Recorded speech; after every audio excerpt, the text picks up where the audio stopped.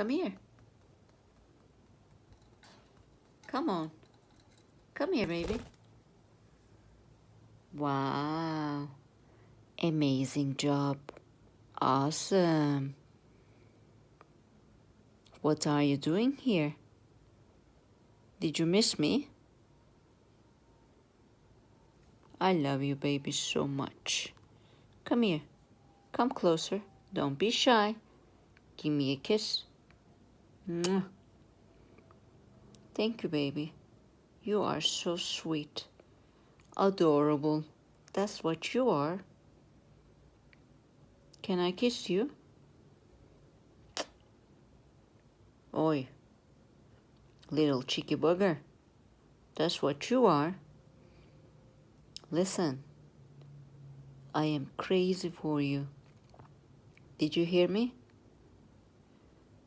Oh my God. You make me crazy. Gel yanıma, öpeceğim seni. Come closer. Thank you, baby. You are so sweet. Delicious. Yummy. Hoş geldin. Ben geldim. Hoş geldin. Nasılsın? İyi misin? Bir tanem.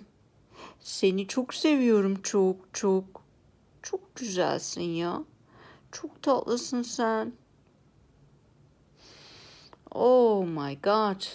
You smell so nice. So good.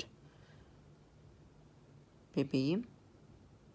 You are my little baby.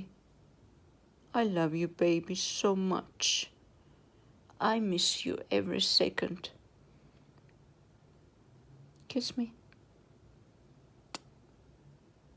Çok tatlı.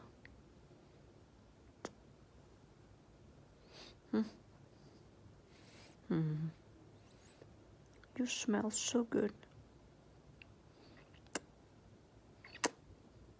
Çok güzel. Çok tatlısın.